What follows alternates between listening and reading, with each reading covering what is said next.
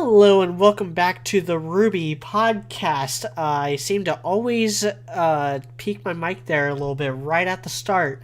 I am God. I had an introduction ready, and I'm just so tired. I can't anymore. I guess I'm a Cassandra Cain simp again. I'm a Bat Tart again for the first time in like 7 years. I fell down that rabbit hole again. So I got a lot of Batman on my mind.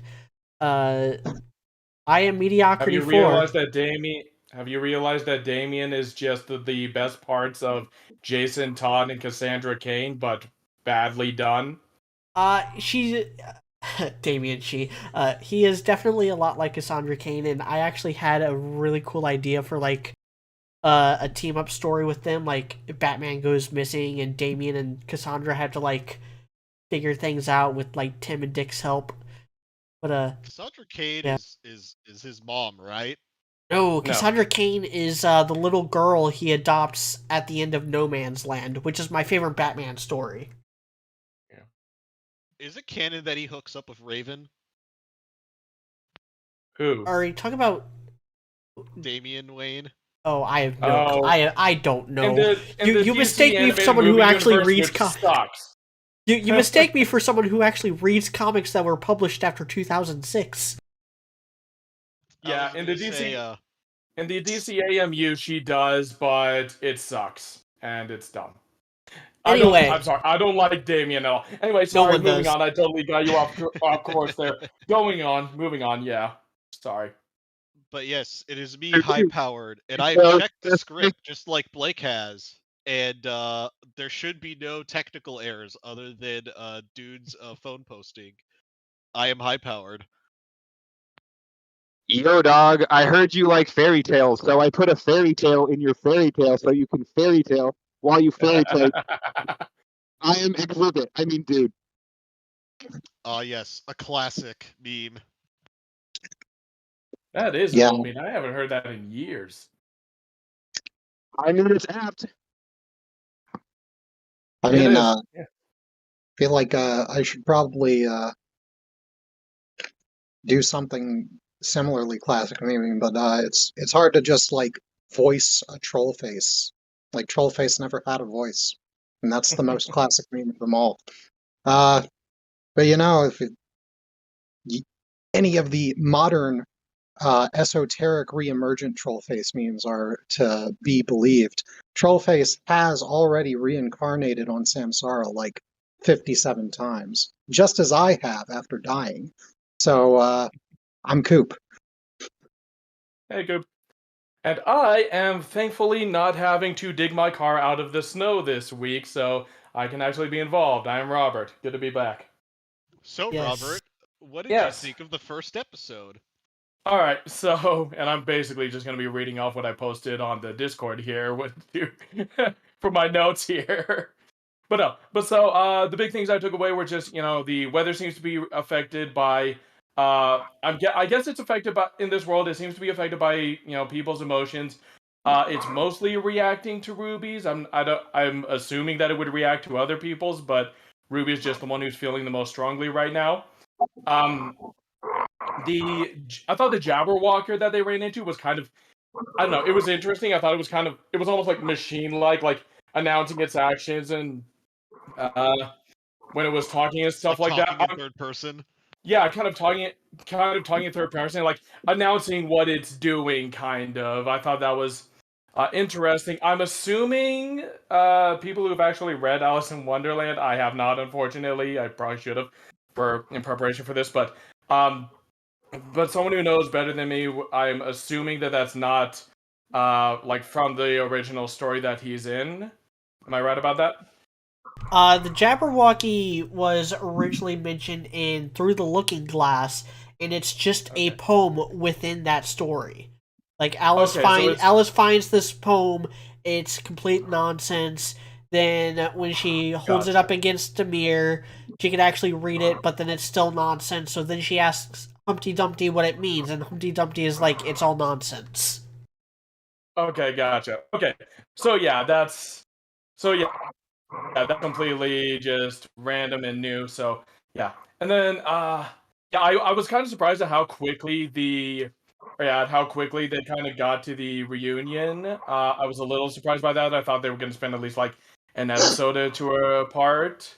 But yeah, and then I did think it was kind of weird that they're like, oh, I think we're in a fairy tale where it's because it's kind of like, I don't know. First of all, like the whole thing of, we talked about this before. The whole thing of fairy tales has been a big thing in the series from the start. So like, it's like, oh, now we're just straight up calling out that we're in a fairy tale, and it's also kind of weird because like, I don't know, because like Alice in Wonderland and obviously their definition of fairy tale has always been, as far as writing and stuff like that, and basing characters off of them has always been really like loose and broad. Like, Joan of Arc's not a fairy tale; she's she's a historical figure.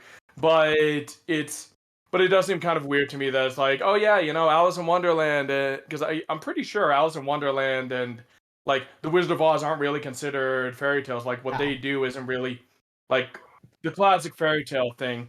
So I thought that was kind of weird. And then I thought, for when I first saw the trailer, I thought that the new girl that we see in the trailer was like at first I thought it was like Neo's like real personality. I'm not so sure about that now though, after this most recent episode with some of the things that they went into. But yeah, that was so I'm kind of curious to see where they're going with the new girl that we saw in the up to this point we've only seen her in the opening and stuff like that.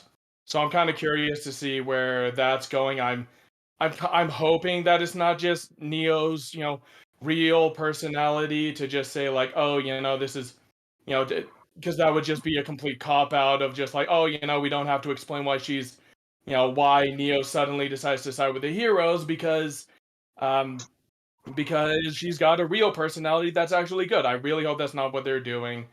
But yeah, and then it looks like Jean's gonna, or just judging from the opening, it shows like Jean in that one bit, and then like all these clocks appearing behind him. So I'm almost thinking he's gonna be in some kind of like hyperbolic time chamber situation. I'm kind of hoping they don't just, I don't know, like age him up to middle aged for some reason. I think that would be kind of, I don't know, weird. Be a good way to But not ship him with anyone. I know, and honestly, that's the only reason I could see them doing that, which would be dumb. But like, even if you don't ship Lancaster, that would just be like dumb. Hey, That just feels like that's Well, if dumb. Leonardo DiCaprio is any indicator, it doesn't really stop anything. I don't know why you guys are Age gap relationships are True. bad. No, it's abusive. here's the thing: if they do that to not shit Sean with anybody, it's still not as dumb as the excuse they came up for not getting Renor together.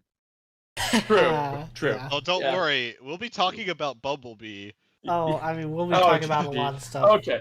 or not. Or But just one we will. other, or yeah. So just one other thing I wanted to talk about from just last week is that, and also just going into this week, is it looks like we're definitely getting, sad girl Ruby, who's, down on, or yeah, who's going to be down on things, and I feel so. I actually like how they seem to already be handling that with the fact that she's not like, it's not like with the whole thing that we got with the apathy in Volume 6, where she's just like, oh, I'm tired, I don't want to do anything. But it's more like, it's just everything that's been going wrong is just weighing down on her, is dragging her down, which, I pretty much expected. It's the Belly of the Beast volume, so we knew, like, I pretty much knew that this was coming, and I'm kind of glad for it. It would be nice, it would be really, really nice if they hadn't already, like, resolved Yang's issues with Ruby's leadership last volume, so that she and Ruby could both be having like some real character development in this volume, so we could get new characters developing this volume instead of just one character development this volume. But I mean, I don't think it's necessarily bad that Ruby's actually having to take some time here to question things, and I think whether or not it ends up being a good thing in the long run depends on whether or not it ends as like, I mean, I think ultimately it's going to basically be a flat arc. Like I think Ruby is ultimately going to end up pretty much the same person she was at the beginning of like the entire series. I think she's gonna she's gonna end this story as that person. I think the question is whether or not she's gonna like bounce back to being that person either at the end of this volume or uh, at the end of volume 10. And I think either one of those could be interesting. I can see ways that they could make either one of those work. So yeah, that's just my overall thoughts on things from last week. So yeah. So I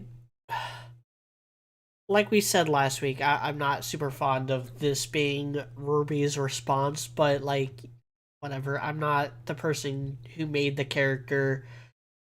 It's whatever. Yeah. But I do like that it's actually factoring into the plot.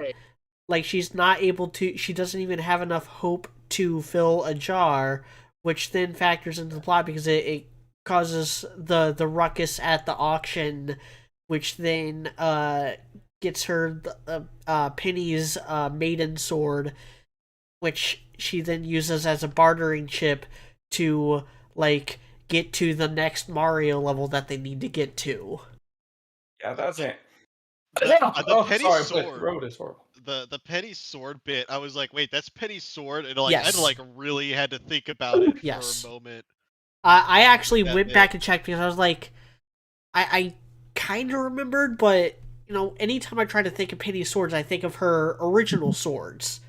But Yeah, no, the original This one's like I can't fossil remember line. when in volume 8 it happened, but she lost her sword sometime. I think it was during the Amity Coliseum fight with Cinder.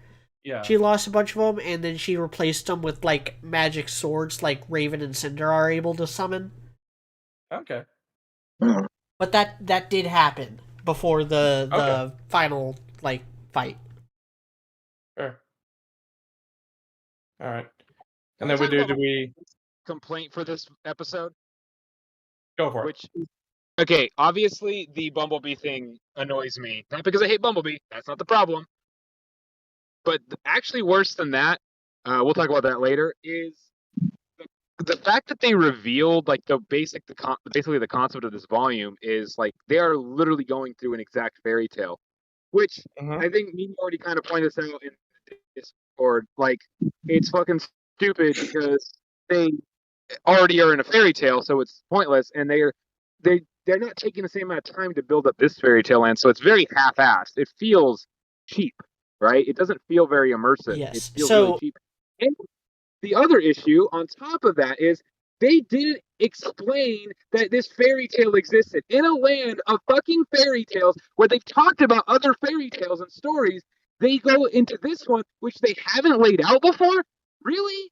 Come the fuck Yeah. on. yeah, it really makes it feel like this volume was not part of the original plan. If it was, they could have inserted a little bit of that in there, like they did with the brothers.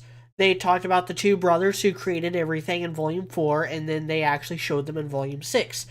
Volume 3 introduced the maidens as a fairy tale, and then introduced the maidens as being real later that same episode, but that was still early enough in RWBY where it was still just kind of part of the establishing arc.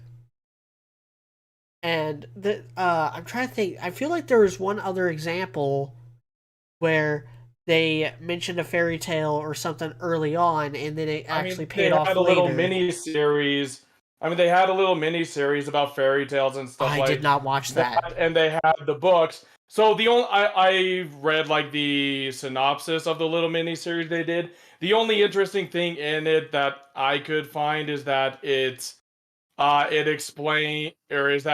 us what the Relic of Choice does, which is kind of interesting. But other than that, like other than that, that was something that I thought was weird because I like went back and looked at all these things and like the book that they released and the fairy tale series that they did.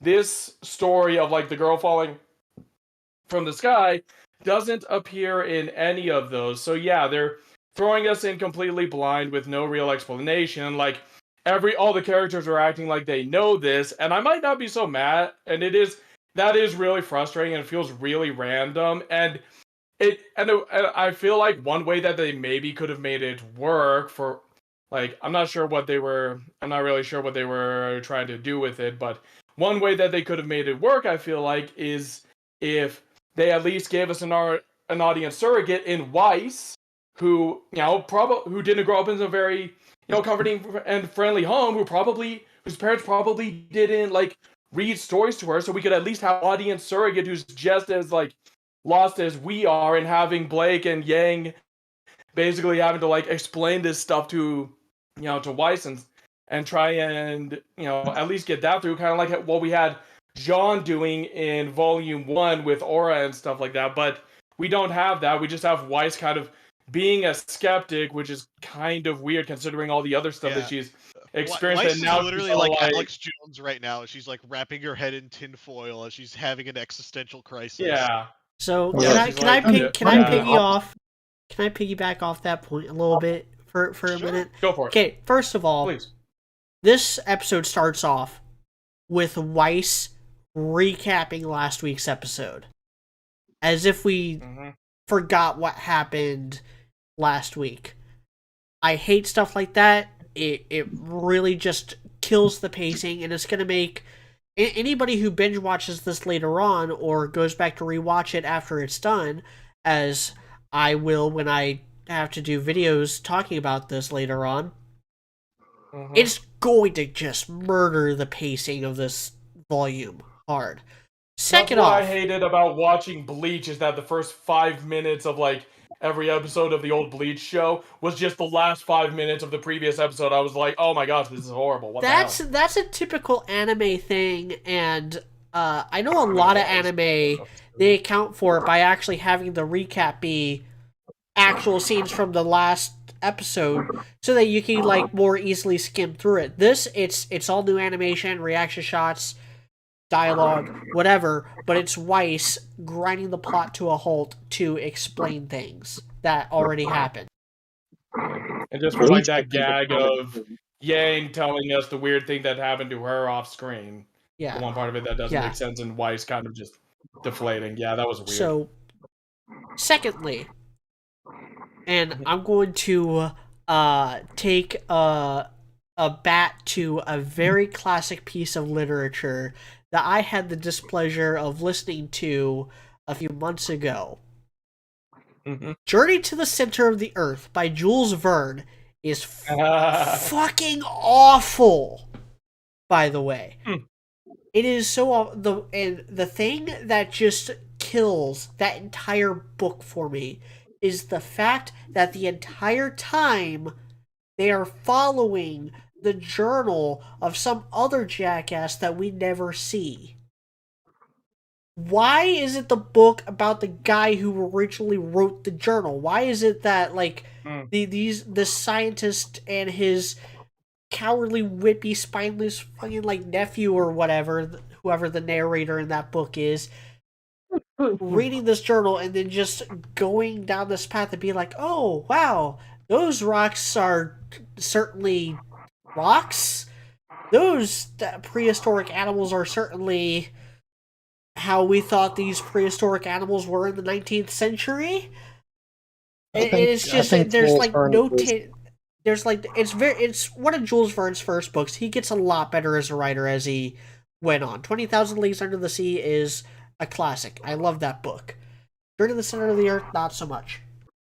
And this is doing the same mistake where they're taking this fairy tale that they already know about and just following it. And this brings me to like the Alex thing. Who is our stand-in for Alice and is almost certainly the girl we've seen in the opening and stuff. And that's why she's silhouetted as she's, like, leading them, because they're literally just following her story. And it's just like, this show has already been accused of not giving its main characters enough autonomy. They finally have the 4 main characters separated from every single authority figure they've ever known. No Osmond, no Oscar, no Ironwood, no Winter, no Crow, no Raven, no anybody. This No, is the most. no teachers, and what do? They give them a different authority figure to just follow blindly. Like, ugh, I hate it. Do you think they're good? Yeah, Oh I mean, my it could work if they ultimately decide to do things like differently, or if it turns out that I don't know, or if it does turn out that Alex actually is Neo, but like she also went through some timey-wimey stuff and ended up in the past, and like it turns out that a bunch of this stuff was a lie. But yeah, it seems like it does seem kind of weird for them to just be travel logging what this other girl did, and I don't know, maybe they can learn from that, like her mistakes, and try to do things better. Like maybe Ruby, I don't know, maybe that's what they think Ruby's arc is going to be, or like what it's gonna be. I don't know if that would be particularly interesting though, but yeah, Yeah, and the maybe without problem further with this, the problem with this, and piggybacking off of what media said is, this is such a fucking flawed concept. No matter how well they do things from now on in this volume, it's gonna be a bad volume, which we kind of already said last week. But it's like with the Jules Verne thing. That the problem with that book is that the concept is bad, right? That he's following the journal. The concept of this volume is terrible. That they it's also weird that like they're following a fairy tale that we as real humans kind of know but also kind of don't, because they're kind of changing it but not completely, so it's like we can kind of follow it but not totally. It's really fucking weird like that. And also, And like the Media fairy tale said, version that we're following, it's like someone read like the Wikipedia summary of like Alice in Wonderland, and they're like, "Yeah, I got it." yeah, exactly. And the fact that they're losing their autonomy again is like, that was the whole reason I was excited about the end of last volume. Despite the fact that the one thing I cared about, my ship, they fucking sunk in the stupidest way possible. I was so excited because, like, oh my god, finally they took the main characters down a notch. Finally alone, they finally got to make some fucking decisions. And what do they do now? They don't have to make any fucking decisions. They're just gonna go through the motions again. And not only, oh shit, I lost my other point. I'm gonna remember in a second though. Uh, was your point maybe about like I don't know exactly what it was either. I would kind of like devil's advocate on behalf of Jules Verne a little bit. Like that's kind of how like a regular scientist would do it. But like in terms of this, I don't know. To be fair, I Well, wasn't I really. thought of it. I remembered it.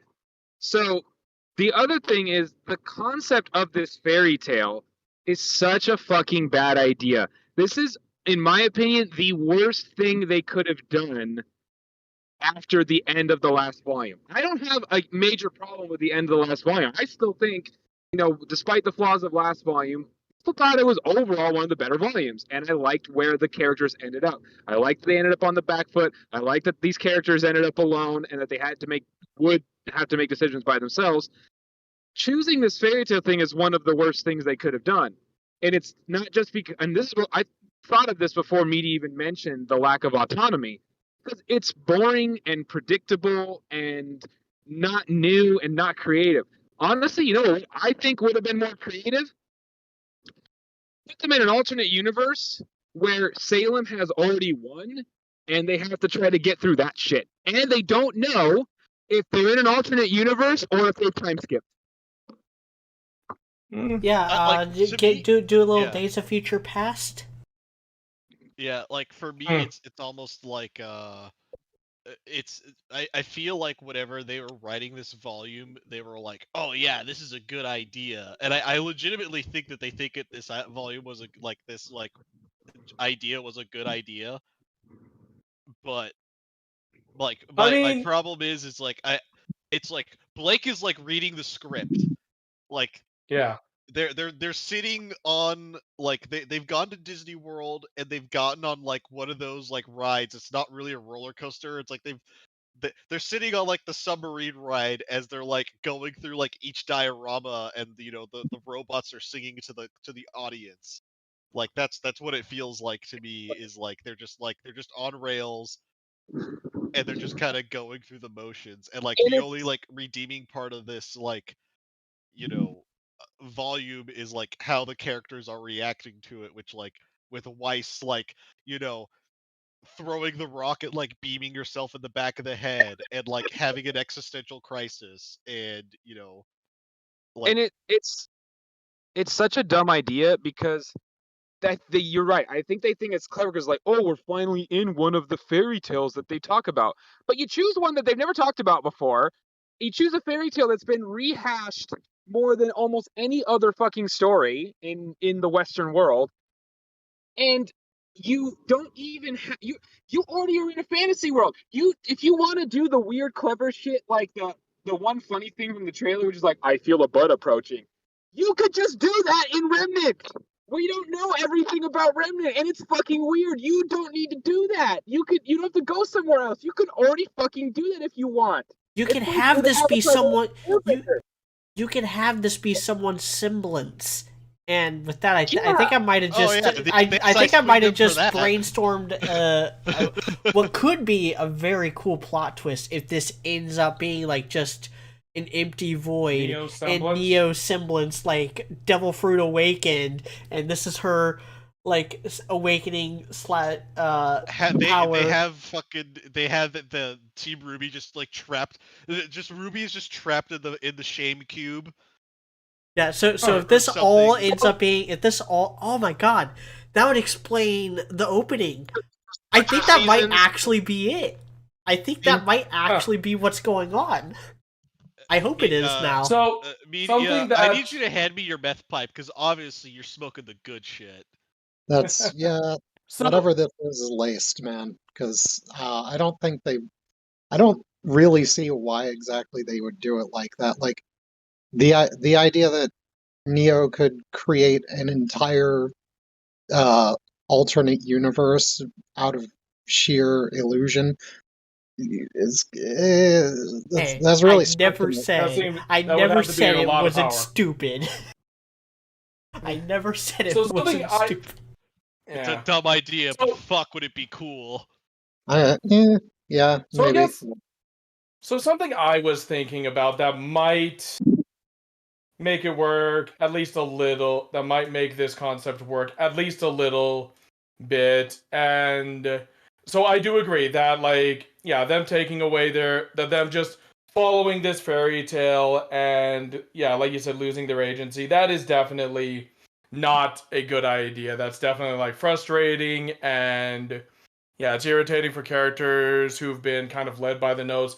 I guess one thing that I feel like could maybe make it work is if, first of all, they come out of this and realize that is that they come out of this realizing, you know what, we is if they break away from it and decide, no, we're going to do this our way. We don't need to do what somebody else did. Like, and Blake kind of talks about how, Alex was a thief and a liar and did a lot of things wrong. So if they're able to, like, look at this and say, okay, we don't, just because someone else did this one way first, we don't have to do it their way. We can break away from this. That could be at least part of what might help it at least a little bit, depending on when they decide to start doing that. But then I also think that's something that could Voice of reason. maybe, and then I guess something else that could maybe make it work, because we've currently got RWBY in a bad place here. She's in a, she's basically gone into a disillusionment phase at this point, and I feel like something that could make that kind of loop around and make this kind of a decent kind of character arc, make this a decent flat character arc, is if near the end of all this, RWBY kind of realizes, and this is back to what I talked about, RWBY having a flat arc and realizing, and like be ending as the same person that she started out as, is RWBY basically having a moment like at the end of the volume where she kind of realizes, I'm in a fairy tale. Like, a fairy tale that I kind of always, like, this is, everything that I hoped being a huntress would be times 10. this is amazing, and like she actually takes like some time to take some time in this world to just explore briefly and be happy and to just process things and kind of just get all the the weight and the stress and Penny's death kind of out of her system. Like just has a good cry about Penny's death and goes out to explore, tries some of that cheese plant that she helped pull. Like she's just kind of like this is what I always hoped my life would be. This is what I'm hoping, that life on Remnant can be to an extent.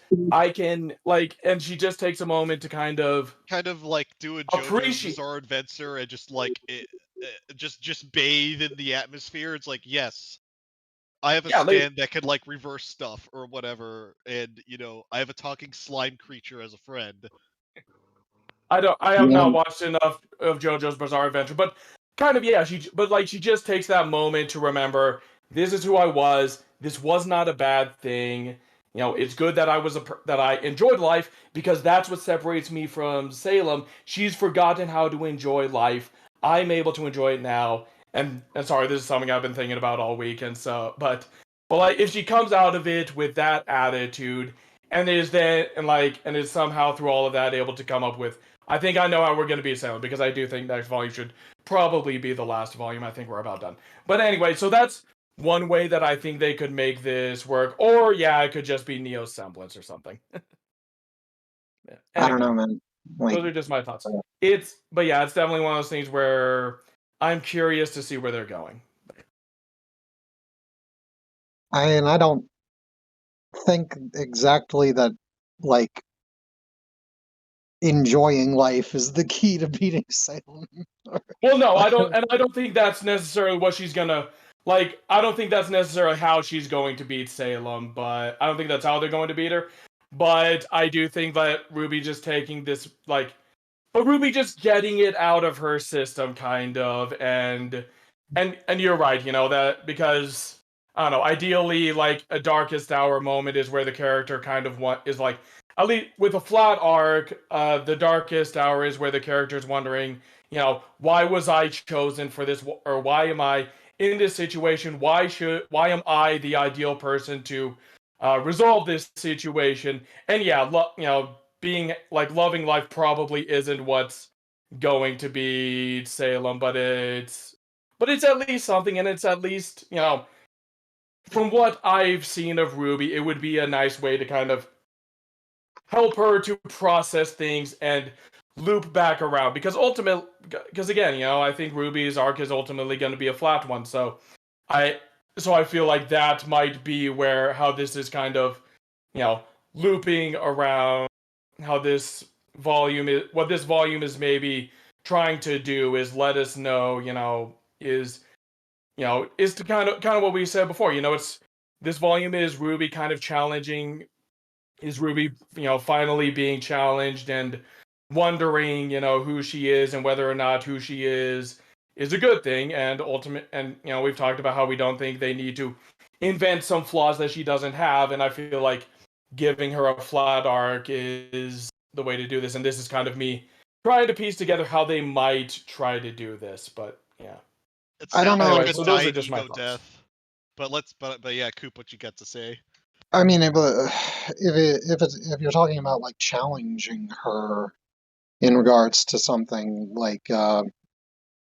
her mood really is the only thing she can be challenged on. In essence, all throughout the entirety of the show, RWBY has basically been the total moral paragon with no other shortcomings whatsoever. So I don't think challenging somebody on just they were kind of somewhat melancholy for a little while is that big of a challenge that's to kind of eke out of this. I mean, if it's I don't know, I mean, it feels like for a very long time she's kind of been challenged on her optimism and people telling her that that the real world isn't a fairy tale and stuff like that. You know, Blake said that in the very first, or yeah, you know, Blake said that in like the second episode and stuff like that. That the real world isn't a fairy tale, and Roman told her that this is the real world, and she's been out in the real world all this time, and she's been dealing with Ironwood turning on them and all of this other stuff, and just been hit with kind of reality and stuff like that. And so I feel like, I don't know, they might be going in the direction of like, hey, there are aspects of fairy tales that do exist out there, and obviously she would hopefully need to also realize that, oh, it's not just this world that can be like a fairy tale and stuff like that. This could be, Remnant could be like this in certain ways, and I could help to do that. So I feel like if that's the direction they're going, then maybe and like and like the volume being where she's kind of, I don't know, and maybe that could be where they're going. I'm kind of trying to, I don't know, That's maybe I'm reaching a bit, but yeah. That's kind of in a weird way the way they already go. I mean, Ruby by the very nature of what Salem is, in that she is completely immortal and unkillable and has control over like all of the forces of darkness at a whim with no limitations whatsoever. Ruby going up against her is basically just her having like a strange utopian vision, and like already just thinking that there might be some way of overcoming what is like less a character and more just a force of nature, really. Because I wouldn't really ascribe much character to Salem. And it's Yeah. like, and I mean, in regards to that, you have the pretty much everybody. Nobody has actually challenged her on that, really, all that much, except Ironwood, and he was basically uh, not proven wrong per se, but castigated for it and Yeah. wound up dead from it. And killed, yeah. Yeah, Yeah. and I would say that if you want to take like a meta perspective on that, that's not a very good indicator that he was right to go against Ruby's desire to uh, create this utopian society that is free from the malign influence of Salem. Yeah. Like And it kind of, go ahead. I mean, it's there's a lot of things that kind of tie into that. Like if you think about it, um, Ozpin and Oscar, they more or less went through like every civilization that Salem presumably destroyed. We don't know how many it was of it, but they were apparently there for all of it. Honestly, I'm surprised they didn't like reference Ozymandias with him like that, because he's more or less like I would say the embodiment of like the civilizational cycle, and they're kind of like in the middle of the Kali Yuga right now. But you have even him like who's sort of a complete like personification of the rise and fall and descent into ruin of all those previous eras, kind of like bending over at this point towards Ruby and being like, oh, you know what, maybe Utopia will come around this time. He's never seen it before, but maybe this time it will be different. Maybe this will be the end of the cycle. Maybe the fucking sixth Aztec sun will be the last one, and we don't need to worry about that being consumed by darkness or anything. Like that's it's a it's really weird that there's this sort of like, I don't know. I don't know if it's meant to be well, I won't know until the end. I would guess that Ruby is going to wind up having a happy ending, which I would hate. honestly, if to go against this, because you can't stop like entropy as just a force of nature, like if that's really what this is meant to be representative of. And if your representation of the person putting the utopic vision in place is like on top of that some 18-year-old girl that just got out of high school, like, it really starts to kind of like grind against you on a lot of different levels then. And I don't like, I'm not saying they won't do it, but like, Yeah. And yeah, the show's definitely always it's definitely yeah, so we're kind of going into like my personal predictions and stuff like that, but I do feel like any solution to beating Salem that isn't going to be like just way too overly optimistic or just way too like that isn't just going to be like way too what am I trying to think of here? But that isn't just going to be way too like, oh, everyone should just, ascribe to our moral, beliefs and stuff like that, and then everything would be better. If we could just get rid of all these, if we could just, spontaneously get rid of all these, wrong-minded people and stuff like that, everything would just be better. Like, I Yeah, I would definitely, hate and that. like, yeah, I would definitely hate that. I feel like the only solution that I'm assuming is going to involve like, actually unifying the world how the gods want. I feel like the only way they're going to be able to do that is through loopholes, is through and like and so I do agree that like it's definitely an overly and yeah, it's definitely an overly optimistic thing, which I kind of think is maybe why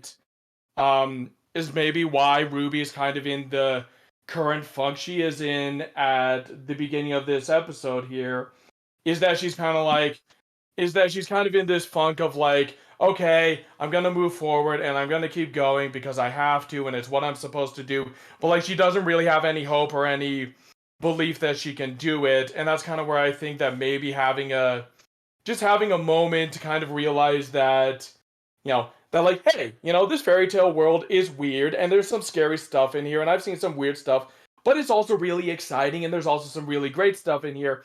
And like maybe learning to kind of accept, the world as it is and realizing that it's okay for Remnant to not be perfect and to kind of realize and through that to kind of come up with one of those loopholes that I was talking about, then it could and I feel like those loopholes are still also going to be kind of frustrating, but I feel like that's really the only way it can really go from here.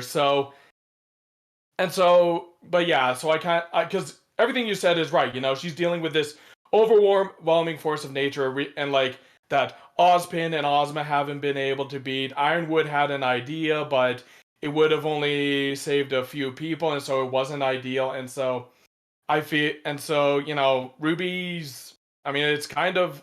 I don't know. It kind of feels like it's right for Ruby to be in a funk right now, but like I said, I'm suspecting this to end in a flat arc, so for Ruby to kind of or yeah, loop around there. So I don't know. I guess that's kind of no, where I'm thinking here. I don't necessarily know if they'll handle it well or if they'll do it well, but this is just kind of me theorizing and thinking about where it might be leading. I think you're, uh, I think it was just kind of like iffy on the details there, but I think yeah, you probably are kind of right that uh, it it seems to me that they wouldn't kind of go about making uh, Ruby be the ultimate arbiter of morality in the tale without her also winding up going back to the way she was at first, and since she's always been in the right anyway. Like, and it's like I said, I don't like it. This it's not it's not something I would be too keen on. But it will probably happen like that. That's Yeah. generally. I don't know. I'm not saying necessarily that it's been handled perfectly. I don't necessarily. I don't know. That's pretty much my current stance on RWBY is that it's. I feel like it's okay I feel like it's like 90% okay ideas, just sloppily handled and stuff like that. I feel like I don't know. For one thing, yeah, I think that they probably should have been treating Salem and everything with a lot more gravity than they have before now. And so yeah, it's definitely going to be sloppily handled. I don't necessarily think that what they're trying to do is inherently bad, but I do agree that it's probably going to be sloppily handled. So, Oh, well, there and you are may disagree with me on that, and I totally understand. I don't know that I necessarily disagree with you exactly. I Yeah. I don't know. It feels kind of like we're talking past each other a little bit, maybe, Yeah, because I'm I sorry. Yeah. no. Because like I don't think I disagree with you, but it's just kind of well, damn it, I forgot what I was going to say. I uh okay essentially, I would say that the main thing that about that is like I was kind of like more like thinking within this volume kind of, and then I also sort of drifted off along further out in certain respects. But like what I'm talking about within this volume is if she is going to wind up getting happy by the end of this volume, and that would, because this volume has like the least to do with, so far at least, with what's actually going on in the world, that Yeah. I don't necessarily think that this is the place to wrap that up, I guess, is what I was trying to say the whole time more. I'm Okay. sorry I couldn't get that across right. Like, I don't know.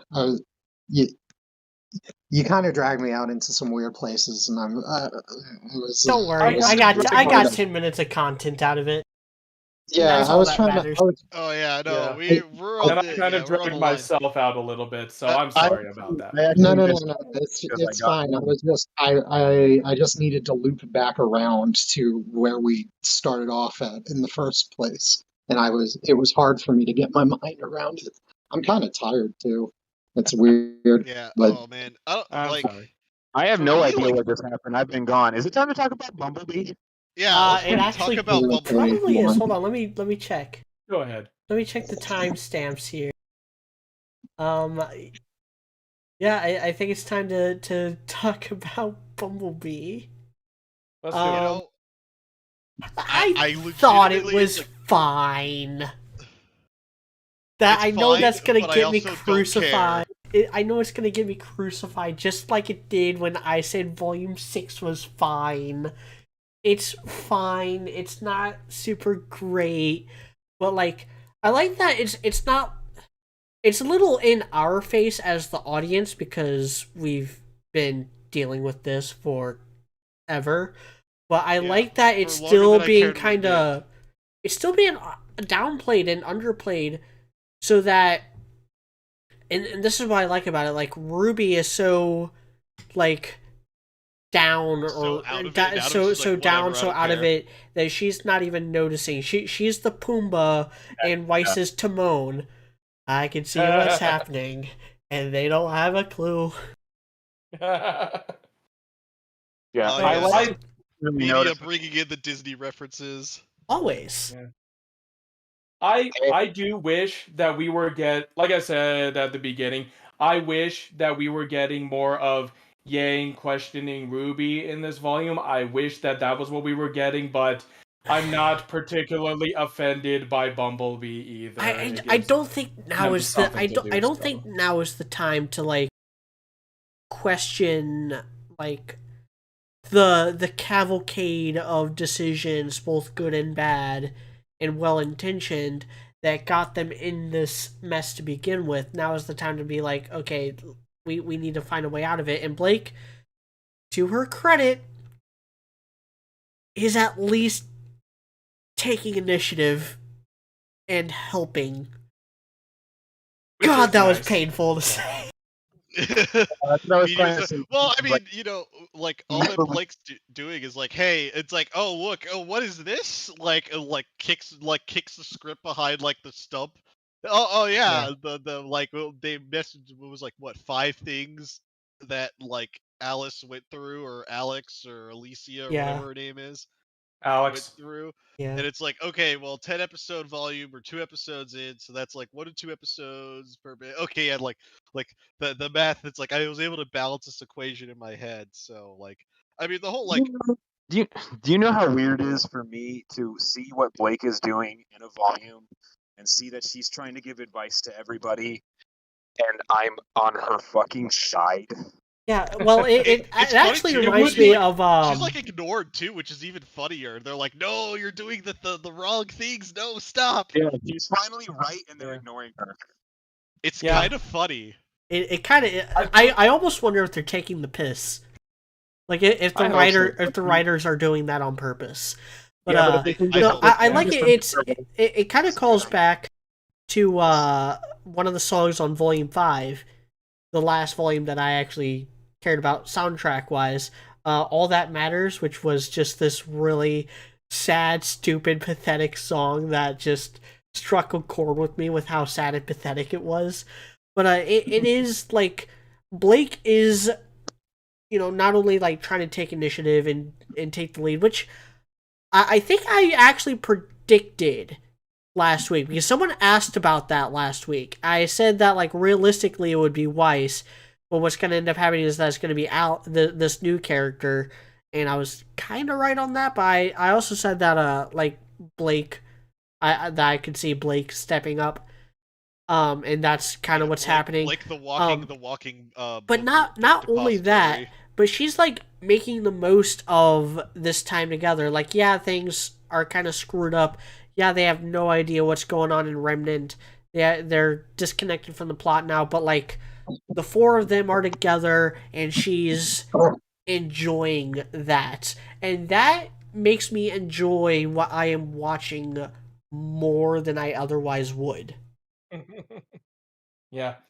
I will. It would be very nice if Blake, like you said, yeah, like you said, high powered. If Blake wasn't just reading the script, if she was, if she actually had some, if she actually had, some agency and wasn't just following instructions that she read in a book that one time. But it is kind of fun that she's kind of like, oh hey, I know what's going on here. I know this story, but I don't know, and it might actually be, I don't know, a little better if she was like, no, don't do that. That's what Alex did. That's how she screwed up. And like you said, nobody listens to her, and they do it anyway. But she honestly feels like like she's like DMing like someone's like a bunch of people like oh hey like let's play Dungeons and Dragons, it'll be fun guys, and I she's just just started like doing that for my sister and my nephews, and it is a chore. Let me tell you. it's My it's sister, like my brother-in-law, my it feels nephews. no like it feels like Blake is like playing Dungeon Master right now because it's like oh I've read the script, I know how things are going, and it's like I've made it clear to y'all, don't do the thing, and y'all You're are trying to doing the drop thing I hints warned all y'all over the place. about. It's She's like like she's like the DM self-insert like NPC trying to be like, that's a bad idea. Oh, they did it Well, anyway. and it's like, hey, I read a book or two, like that. That's what's making that's another aspect that's making this work, is that one of Blake's only characteristics is that she likes to read. Like that was how she was like introduced to not necessarily us, the audience, but that's how she was introduced to her team, was in volume 1. Reading the book, She was reading the book that was a hint at Ozpin, the man with two souls or whatever it was. And again, like if they had this plan from the start, I would have liked it to be hinted at earlier, and I think Blake would have been a good way to hint at that earlier, like have her mention that story in a prior volume. That would make a lot of this work for me. I still wouldn't like the there's still a lot of stuff around this that I wouldn't like. Like I'll never like the following someone else's story. I'll never like something else that happens towards the end of this episode. But like Blake is actually working for me this volume in a way that I don't I don't think she ever She's had. being genre savvy. Like she was Yeah, she was she one of the is- better yeah. parts of Volume 5, but she was one of the better parts of Volume 5 without making any improvements from being the worst part of Volume 4. Like she was the worst part of Volume 4, she stayed at that level of quality and ended up being one of the better parts of Volume 5 because of it. And then That's like I my haven't default. really cared about her.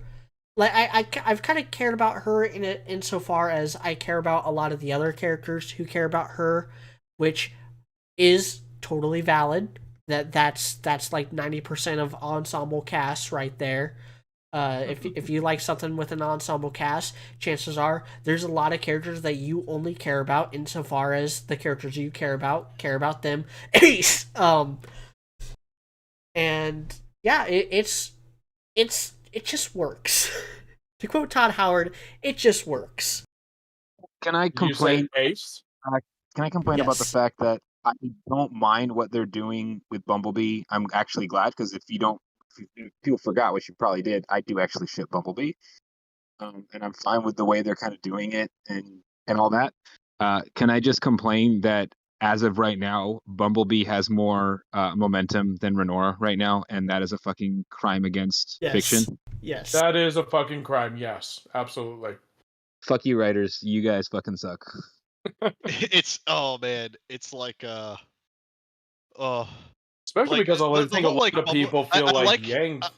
I like how Weiss and Blake seem to be they're not playing off of each other, but they seem to be kind of carrying like the Weiss character and Blake are dynamic. carrying this volume right now. Yang has been really boring, and Ruby is not being written very well. It's Yeah. basically there's flaws with the other two, but like Blake is probably my favorite right now. Yeah, Which and is Weiss is like so Nero weird. from that one Fate anime. Nero's version of Saber is like I where have she's not at seen right now. that. She's like playing the comedy relief, which is like a very outside of her character, and it works. Like Blake and Weiss are like the thing that works the most right now, and then Ruby is just like, oh, I'm sad girl now. Yeah. Yeah. The whole concept is And terrible. it, I feel like it's one of those things where, I mean, yeah, it is kind of interesting that I don't know. They do seem to kind of be having a, like an almost, I don't know, like it. I don't know. It's almost but they do have a nice little duo routine thing going on where, like I said, Blake's this genre savvy one. She's the one who's all like, I wouldn't do that if I were you. And Weiss immediately does the exact opposite of what she's about to do and gets beans herself in the head, you know? But yeah. Which is pretty funny, but I don't know. I'm not sure how long the slapstick is gonna last, but yeah.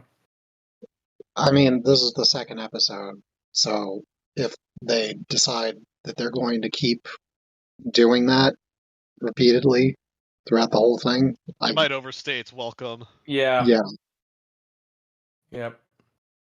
That's definitely something I would be worried about with this volume is if Weiss is basically being used as like comedy relief for the entire episode, it's I mean, she probably wasn't gonna used wear entirely for comic relief in this episode and stuff like that. Like, yeah, or like I mean for like the whole season because like but Weiss yeah, but is if like it goes on spazzing too out the long, entire time. yeah. Weiss is like the person that like gets isekai'd and then like realize that they've been isekai'd and then just like collapses over from like a panic attack and like dies of shock. And then Blake's the one who gets isekai'd and spends all day working out. Yeah. Weiss is Kazuma, and Blake is the guy in that overprepared one, whatever it was called. Can't remember. I know what show you're talking about. Yeah. The hero is overprepared or something like that. The main guy in that. That's kind of the dynamic going here, it seems. Yeah, so Yeah. that's So it. And yeah, I don't know. The more I talk about it, the more I again feel like this could work. It's just been handled really clumsily, and yeah, we've had no real build up to it, and yeah, that seems to be the main frustration. I think my problem would be it's like in a vacuum, it's probably going to be like, it's fine. Like, But like the for the pacing series is, itself, yeah. it doesn't work. Yeah, But maybe. Yeah. like I think the pacing still seems to be pretty good in this episode. Like mechanically, this episode's good. Like they go to the bridge, and then they go to the town, and then they have like Penny's sword, and with the wooden soldiers are just like super overly dramatic, and it works. And now they're off to go to some party or whatever, and it's just like it's kind of predictable, but it all it all The works bad at that the end these of the guards day. remind me of the Nubuk guards in Volume 6, and there it was the worst thing ever, and here it actually kind of worked, which I think is kind well, of just I think telling it's of how bad because an idea that was in yeah. Volume 6. Well, I think it's because the tone of this world is much Yeah. more in line with the over the top weirdness. Whereas It's actually in Volume yeah. 6, that was coming off the heels of the Apathy arc. Yeah, it was just dumb. Yeah. So Little is here and voiced by Lucy Christian. We didn't talk about that last week, but Uraraka So and Nami is the little nice. mouse. Cool. And I By the they repeat. She repeats. I'm assuming Little is a she. Repeats the kind of theme thing from last episode, where who are you? like your name is your purpose what are you? type deal, which is no. We just I lost guess. dude. Sorry. Dude had to go. That was kind of abrupt, but bye. Sorry. Nah. He's actually got one of those what are they called, lives? Lives? Yes, he actually has we one of don't those. have. I mean, I kind of do. Yeah, but, he's married. Yeah, he's got a Wasn't life. so long ago that I had one myself. And oh my god! I was trying to remember who man. else Lucy Christian plays. She's 49 years old. Holy I guess shit. One Piece has been around for a long. Well, but Funimation hasn't been doing One Piece for that long. So I guess whatever. she probably hopped on board as like she probably like a lesser known one that did a bunch of other stuff. Like, Oh yeah, like I'm looking at I'm familiar with her the page or whatever. name, but Yeah, I was too. I was like, who is she playing? Like, oh, she's that Nami. sounds familiar. But yeah. Lucy Christian, that sounds like there's 5 girls that I know from my hometown. Okay, that's like a common fucking. There's no way I'm gonna like be like, oh yeah, Lucy Christian, that one voice actress who was in some obscure '90s stuff. She played that one prostitute in City Hunter that one time for the dub. It was crazy. Yeah. Oh. But so anyway, yeah, so I was bringing up Little because there's this Eeyore style gag where she's trying to like build her house and she's like, I'm gonna find my purpose, yada yada yada, because this whole for her roof. Yeah, this whole she's a mouse. I'll cut her lack of intelligence slack. She's a literal rodent. But yeah, apparently they're in the Lost Woods and they don't know to travel west, south, east, then north. That's an OG Zelda reference. Most of my age demographic isn't even gonna like understand that that's how you get out of Lost Woods in the original Zelda. I had the GameCube Zelda collection. Okay, don't try to get one over on me for not knowing how to get through the woods. Yeah. But yeah, I don't know, like I don't think the So- episode was bad. I just think like as a whole, like I think whatever like you have to slot it into all the other volumes, it's gonna be like, okay, why does this filler Gonna arc be odd. exist? And it like mechanically, like these episodes have been good. Like mechanically, like the pacing's like fine. Well, Voice mechanically, action's there's not a fine, whole. and the jokes are fine. Like it brings me back to like volumes 1 through 3. Well, So- High But, Power, we're yeah. we're only halfway through the episode. We still got the Jinxie stuff to talk about because there's a talking raccoon who is voiced by Jello Apocalypse, Who's that? YouTuber. I don't I don't want to talk crap, but Jello Apocalypse, I'm pretty sure is the one that had the like vote as if your lives depended on it video that just was really, really dumb and really, Oh, really he bad a he couple posted years ago. cringe. He posted cringe IRL. Yeah, yeah. May have been. I don't know. I've seen a few of his videos way back in the day, but He I haven't like watched he like them. posted images of like Is he like New- Bubba's newspa- of- Basement, of, where, like, you news- you have to unionize? I'm pretty sure, but like he's the one. I don't like bringing up this sort of thing, but like it's funny to me, so maybe you'll get some humor out of it too. But he's the one who like posted carefully cropped screenshots of newspaper clipping or newspaper articles or online articles that were about people committing suicide, and then acted as if they weren't suicides, they were lynchings. So he's Reddit in Yeah. human form. Yeah, very, very, very much. He is very much a redditor, but he's voicing a raccoon, and he's fine. Like this is not a It's fine. judgment on his performance whatsoever. Voice He's acting. fine in He was this. fun.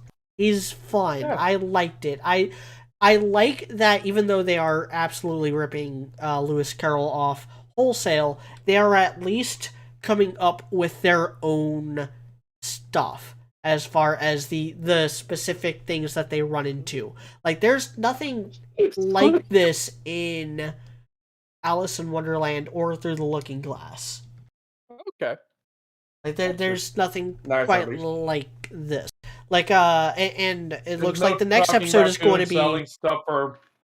There's no talking raccoon selling stuff for obscure things. Well, you have to understand. Emotions. You have to understand. Okay, Lewis Carroll was British, and there are no raccoons in Britain. They were actually purged out, the same way that Saint Patrick purged the snakes from Ireland. There was Saint Ratrick who did the same thing, but with raccoons in England. Interesting. Yeah, he later got decanonized because people like raccoons. They're cute animals, I and have they thought They are no idea if vicious. you're making this up or not. It sounds plausible enough, but at the same time, it's coming from you, so I have no idea. If you want to know all about the lore of raccoon biology and the evolutionary path that led to them only being in China and the US, I could also tell you about that. But I thought this made-up one was more interesting, so sue me. His source, the universe conveyed it to me. My sources, I made it the fuck up. Oh, that meme is so cringe. I can't believe I just Oh quoted it. god. Oh, But man. Well, the whole like choosing bit too with like the artifacts was nice. Yeah. I do like that where like Ruby was like looking at the little jade doll and she's like something about it is calling to me, and I think it was kind of that whole like bit was kind of foreshadowed too in the episode, right? Yeah. I mean, they said that, like, Yeah. yeah, it's whatever. You kind of have to go with your feelings and your heart and stuff like that. Or something like that. I do have to say I was spoiled on that. Ah. Yeah, I was spoiled on what happens in that part because I work on Friday nights, and so I do not have the time to like because usually I'm asleep when these episodes drop, and then I have other stuff I have to do. So Like, this episode, I Wait, didn't the watch. episode dropped Friday night? No, they dropped Saturday morning. After, like just a few hours after I get home from work. So, I was not able to watch this episode at all until, like, 7 hours ago. And because I had to wait so long, and also, my sources failed me. I had to actually get a Crunchyroll free trial, and a part of me died a little inside watching this legally. But my usual sources failed me this week, so I wasn't able to watch it when I had the time to Monday, and because of that, I ended up seeing stuff on Twitter and Discord that spoiled me on the Jade doll being Penny's sword. Gotcha. And then all that does Yeah. that just boils into Them being summoned to them see the getting Red King. the invitation to go see the Red Queen, King, Or I whatever. guess RWBY buying herself an invitation to see the Red King by offering the sword as a present and giving a little eulogy to Penny at the same time. Yeah, a barbering Yeah, chip. it was nice. It was nice. It was good. That's good. It was Like a I nice feel sentiment. that's good for RWBY to like. It's it's probably helped RWBY a lot just for her to be able to say that out loud. And we know she wasn't talking out of her ass, because Penny, in all likelihood, was the strongest person in the entire series. Probably. Yeah, functionally, yes. Well, and like, God, I hate power scaling, by the way. I hate the entire versus debate community. I've had nothing but problems with them from, like, for like 15 years.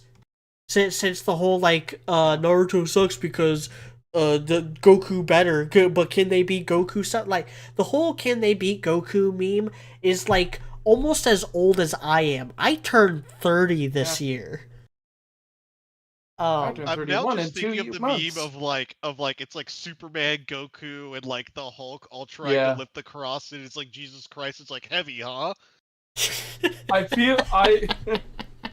feel like it can be. I feel like it can be, like, power scaling can be useful in, like, a solitary universe, in your own universe, if you use it as a way to, like, build up your character to say, okay, this, thing that gave this character trouble before doesn't give them as much trouble now because they've grown over time. Like if you treat it like a D&D campaign, or if you treat it like or if you treat it like an RPG leveling system, and you at the same time build up your challenges, and if you make sure right away that you have, like, from the beginning, that you have a ceiling, that it can be a useful way to kind of build up a character and show that they're getting better over time. But like well, I mean, I like it when people pull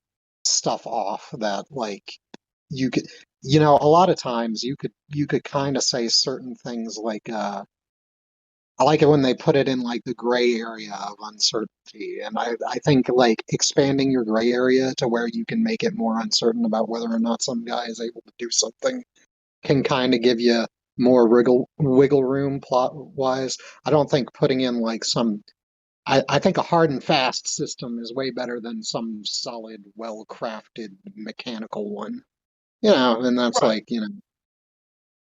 Yeah, and you still want there to be here's that. my problem with the way that it's treated on the internet, is because power scaling at its finest, at its purest, at its best, is a form of analysis.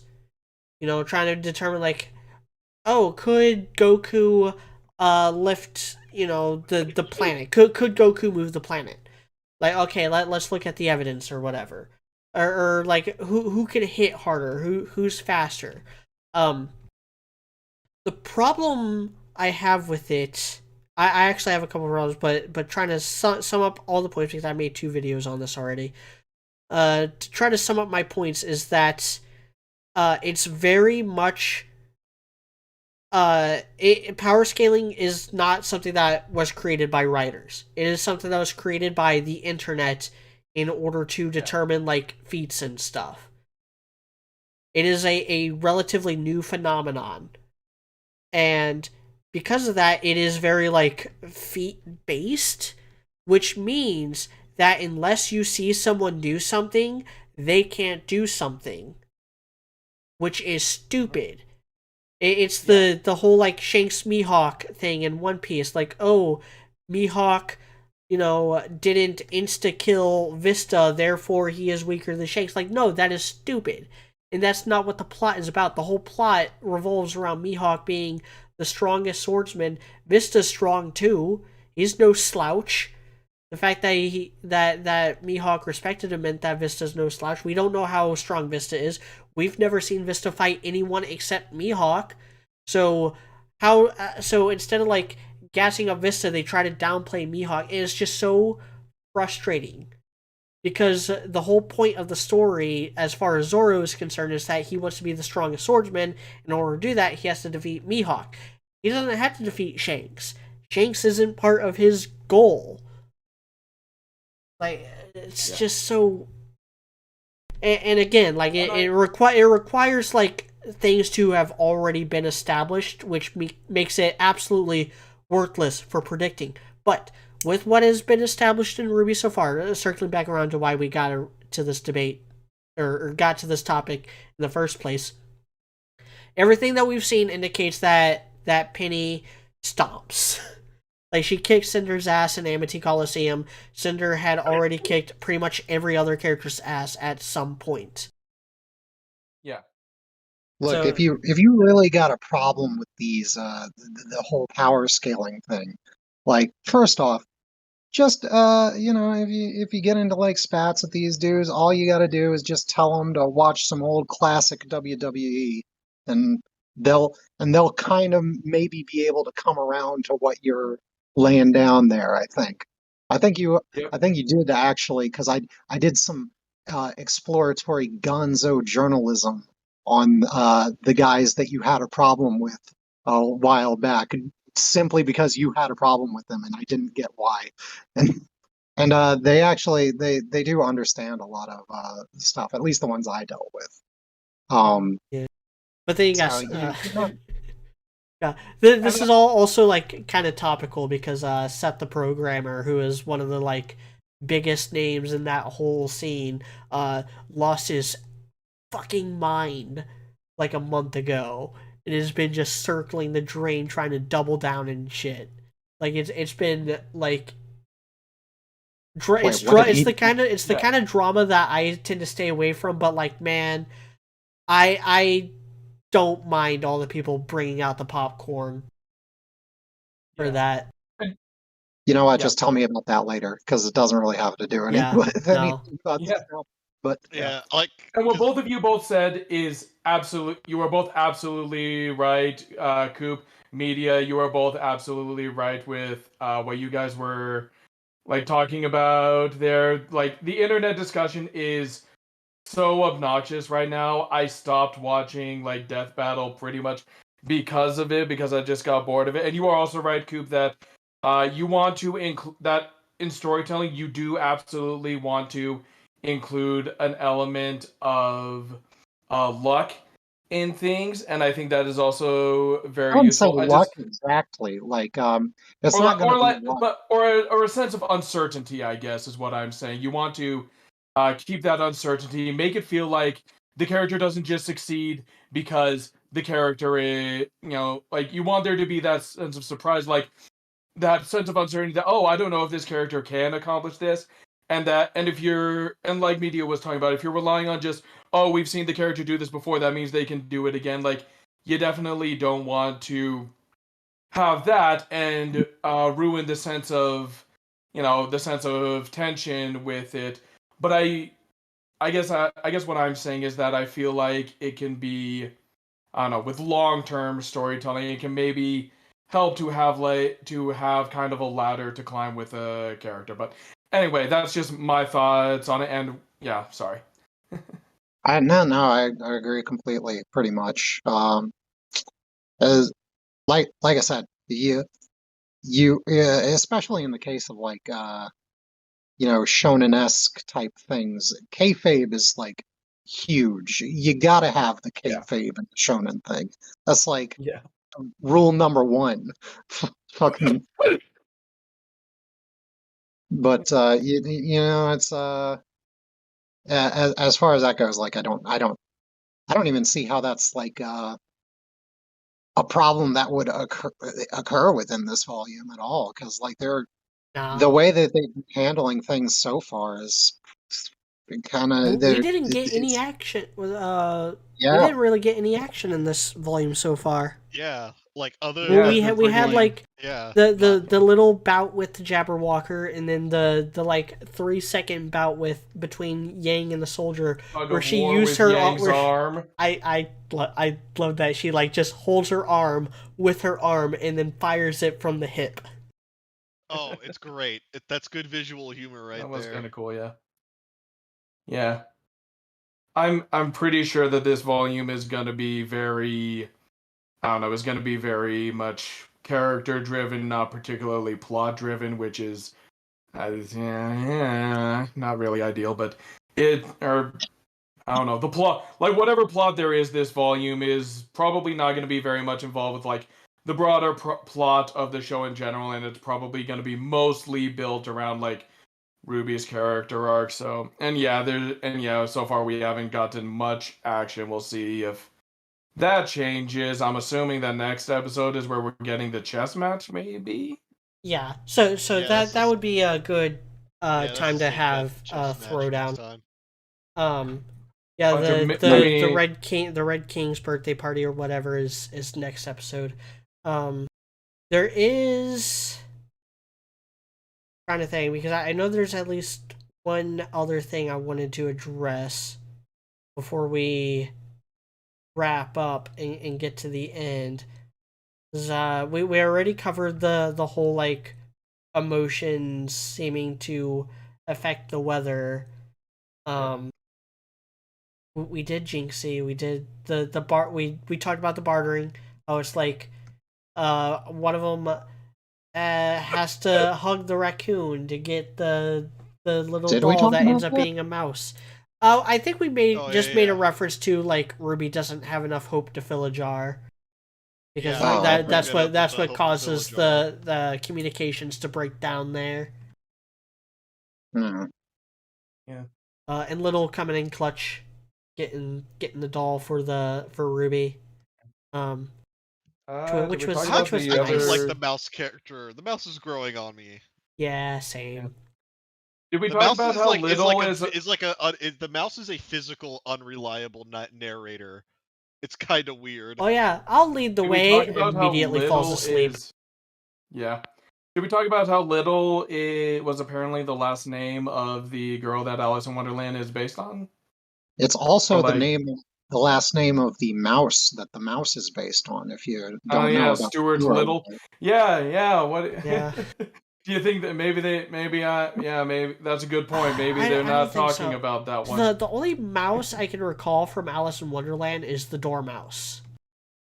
The one that's always freaking out when the cat shows up. I saw the movie once. Freaks 'Cause out when I'm a someone Normie. I'm a freaks out when fucking someone Normie. Yeah. mentions when Alice mentions the Cheshire Cat at the tea party. The dormouse freaks out, but the dormouse is like with the Mad Hatter and March Hare, and does the twinkle twinkle little bat, how I wonder where you're at. Oh yeah.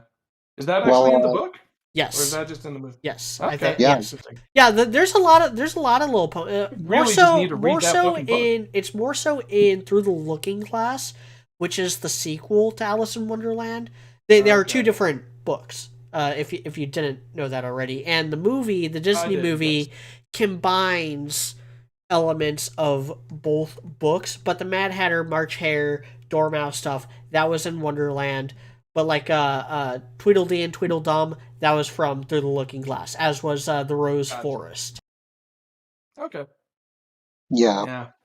If you want some we- extra trivia, the dormouse there, that was actually Little's ancestor, Fievel Little, who immigrated to the Wonderland. I can see No. that. The time period actually I know lines you're up. bullshitting that. The time period actually, lines up though. If Alice in Wonderland was taking place when it was written, then the Dormouse could very well be Fievel's grandfather. Oh, I thought you were talking about Stuart Little. Oh no, not Stuart Little was way being later. Stuart Stuart Little Little's was way later grandfather. down the line. Yeah, No, I he's a think distant cousin. They both Yeah. shared an ancestor. It branches off around Tom Little, who was well known for constantly harassing a particular cat. Wait, I thought Jerry was the mouse in that one. Yeah, well, Tom was the cat. Jerry was the one from the 60s though, or like Yeah. lived in like the 40s and 50s. Yeah. Someone make a family tree. Someone needs to make a family tree of every like mouse in fiction, like Mickey, Ralph S. Mouse by Beverly Cleary. Is that the one who wrote the Mouse on a Motorcycle series? I don't know. What was the name of the mouse in The Great Mouse Detective? Was it That just was Sherlock Holmes? that was Basil. He was the Basil, Basil of oh, yeah. Baker Street. Yeah, he actually lived underneath Sherlock Holmes in the Yes. movie. If you Yes. Okay, gotcha. Yeah, I would he hate was to straight live up. underneath Sherlock Holmes. There's probably just people coming in and ransacking the place like every other Tons day of of the week. gunshots I'd be all really the time. upset. Yeah, He's like probably like ending into your apartment too. It's, Basil raids the kitchen for sugar, and it's just all cocaine. Yeah, the good kind. cocaine. He Yeah, crawls it's into cocaine and morphine and opium. Oh wait, no, it's just opium. Yeah. But yeah, I don't even know if I want to like do predictions. It's just like, okay, they're gonna Well, do the chess battle. there's one other pretty thing much I ran wanted through to mine. address, and Oh, okay. it happens towards the end, with Weiss, who I've Whenever I she like gives I like herself a Weiss and stuff. concussion? Yes, it does have to do with that. So they go out of their way to explain that like you have to follow the set path or whatever, otherwise you'll run around in circles. I don't like that. Yeah, kind of goes back to that So, agency thing we were talking It about. does. So like it's a little bit of that, but it's more so this modern writing desire to over explain fairy tale shenanigans. Like, this is the time for RWBY to like cut loose and ignore the normal conventions and stuff and tell a fun fairy tale type story. Whereas RWBY proper is a little more grounded. I put grounded in Yeah, big like air RWBY quotes. should be able to like think up of like Crescent Rose and then have like Crescent Rose in her mind like show up in her hands. And And I wouldn't go like that far, because that strays pretty close to the power was inside you all along territory. But like the tree is over there. Okay? We start heading over there. We start going in that direction. And then we just so happen to run into like the Red King, and we can't get in until we like get the thing, and then he lets us in, and then we do the shenanigans, and then we carry on. We run into the next thing on the way. Like that's how fairy tales are actually written. They're written as if like your Alice or whoever is going down the yellow brick road. I know that's Oz, but Wizard of Oz, heavily inspired by Alice in Wonderland. Going down the yellow brick road, and then just so happening to run into all the stuff that they can comment on. That's how these types of folktale, portal fiction stuff works. You don't have to have a convoluted magical explanation for the plot mechanics. Just have the plot mechanics. I don't. I would.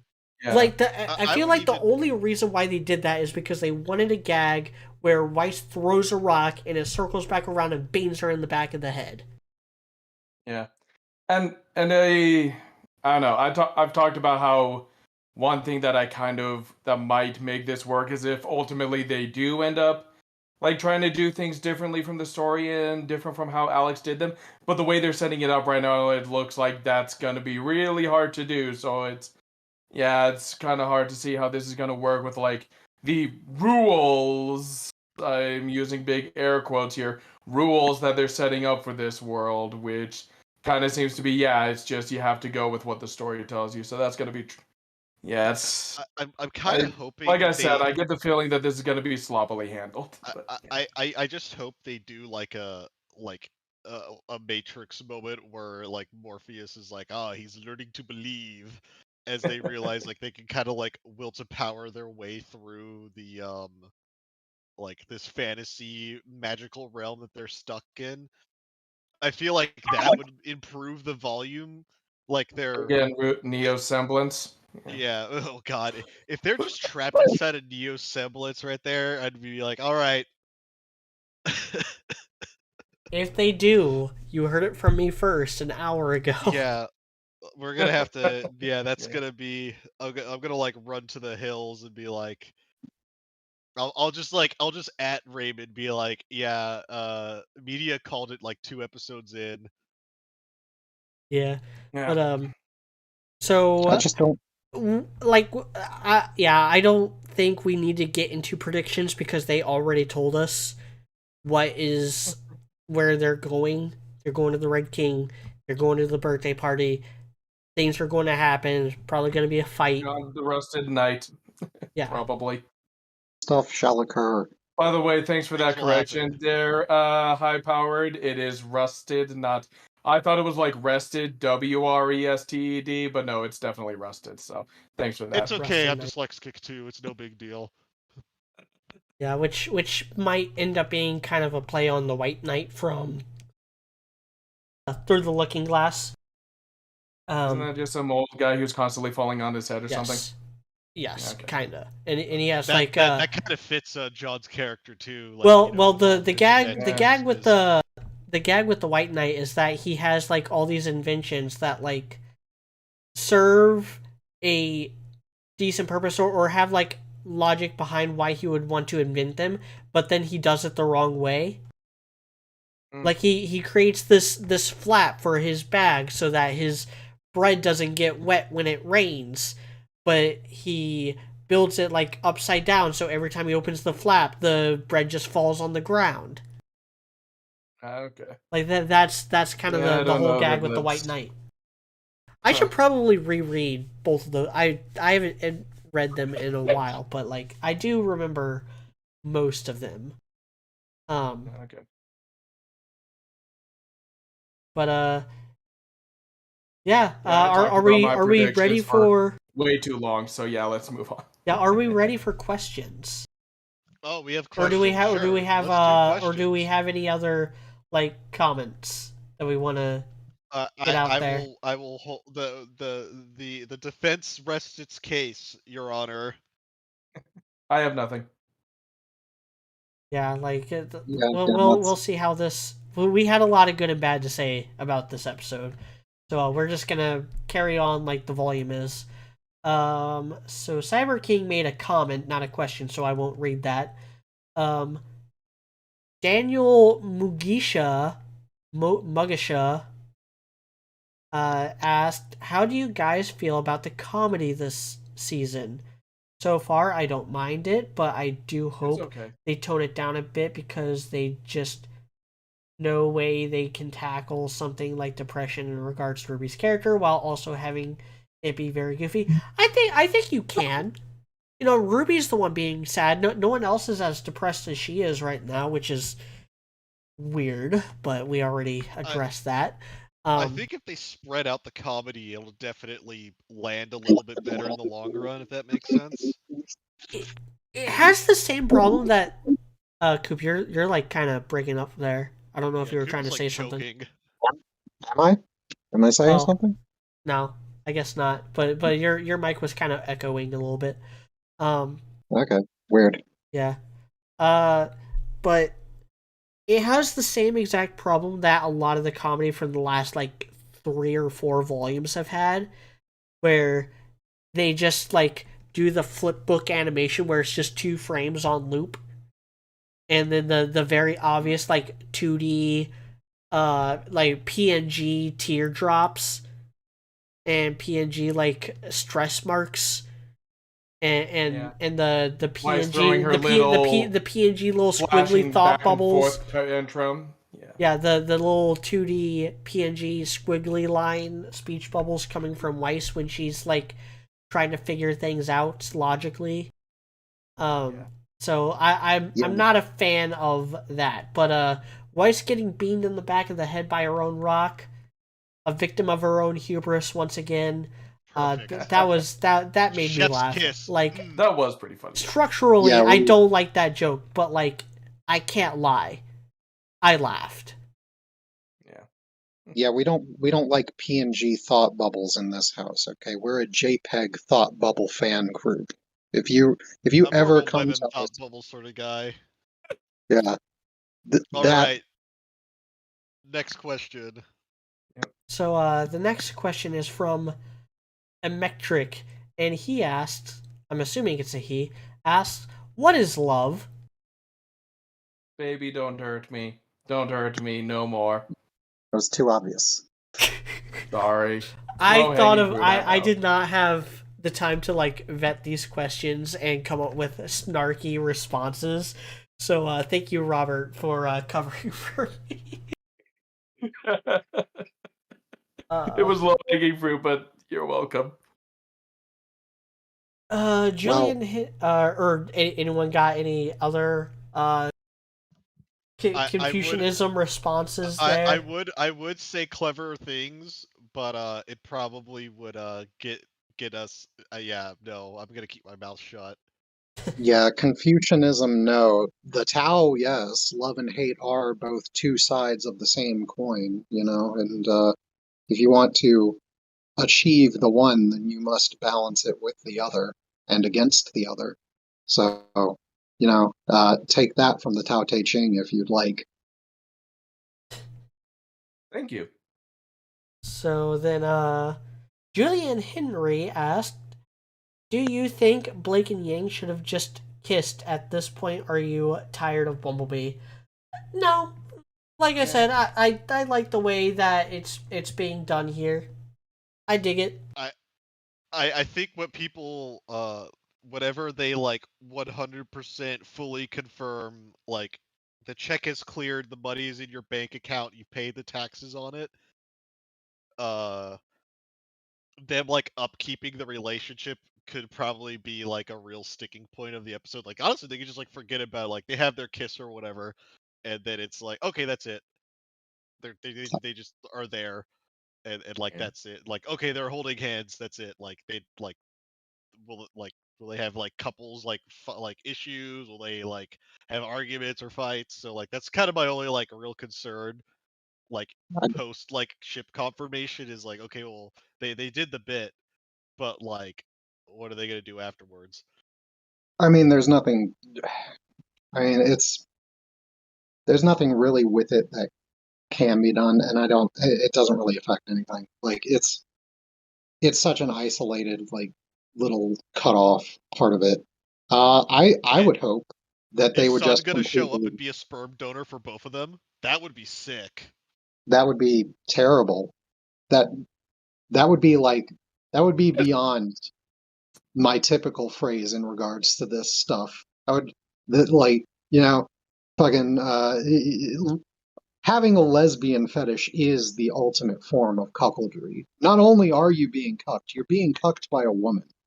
But Sun would then donate his sperm for that? Nah. He would lose all of his vril in one go. It would get immediately sucked out of him, and he'd become a husk. He just dies. He just dies after the threesome between Blake and Yang, like some sort of like insect or whatever. I have done my bidding. I will now die. As he just like fades away into dust. They both Black Widows, yeah. him like a fucking female praying mantis. It's Praying Mantis, Black Widow. How many Lots of insects seem to do that. Basically, It's basically really any Well, gross. Black Widows aren't insects, but I get your point. Whatever. Black Widows could Like be any insects. bug. Arthropods. Yeah, whatever their classification banned insects and arachnids share. Yeah. I mean, scarab beetles don't do it. Okay, there we go. All right, and then we only got Another one question? other question. Hell yeah. This is from ThorG1058.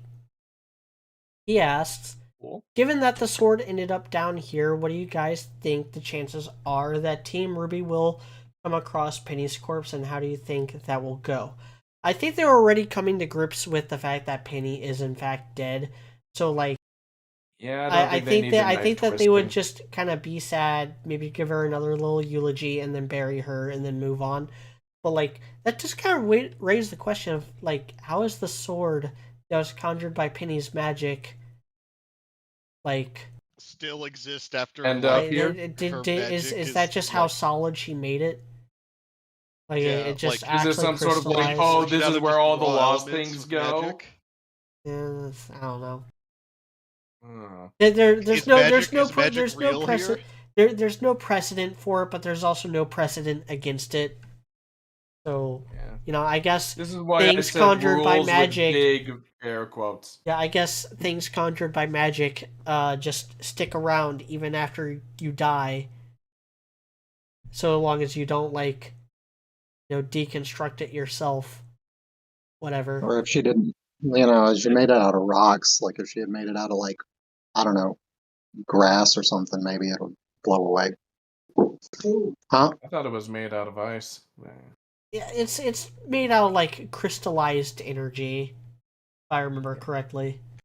So But yeah, that's about could it. be though. like obsidian. I don't know. Like maybe magic is real in this fairy tale zone, hell dimension that they're trapped in inside Hollow I mean, Earth. magic is real in the other dimension Yeah. too. Oh yeah, that's But right. that goes back to our That's original right. criticism back from last week, where like this is a very lateral move that just takes them away from the actual plot, which means that this is going to come off very like fillery. But I think that actually, I don't have any other thoughts. I made my piece.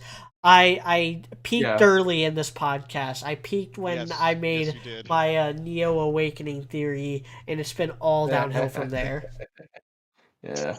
All right. Let's I don't have anything to plug other than join the Discord. It's fun here, I promise, TM. That's about it. Yeah. Yeah, that's See pretty you neat. guys. Sorry for talking so freaking long. Oh no, I mean you had to catch up too. We had to get your thoughts on last week, remember? So no, it's great content. Helps my channel out a lot. Thank you. I, just as a reminder, am a published author now. The Hellfire Brats is available on Amazon, BookBaby, and tons of other platforms. Pretty much anywhere where you can get books, except for Google Books. My brother-in-law tried to get it on Google Books, and he couldn't find it. That was the one place where he couldn't find it. But it's available elsewhere, and when book 2 comes out, and it will come out sometime this summer, I will be having a big, I will be putting the Hellfire Brats on sale as well. So keep your eye out on keep your eye out on that. Keep your eye out on my Substack. I'll be writing more essays for that throughout this week, and I also, follow me on Twitter, follow me, join the Discord, all that stuff. But the main things are, just like, comment, subscribe to this YouTube channel, look at my Substack, and buy my book. Yeah, buy his book, and maybe if you pay Media enough money, he'll I don't know, write smut for you or something, or I don't know. I'm not taking any kind of commission work right now. I got enough on my plate. Don't tempt them, and don't tempt me, because if you pay me enough, I might actually do it. I'll do it. I'm unemployed. I need the cash. He will too. He's actually Coop is actually really good at that stuff. I've read his work. So yeah, we'll see you all next week. Same bat time, same bat channel. I managed to loop it Wow, back around to you- Batman, just as it began.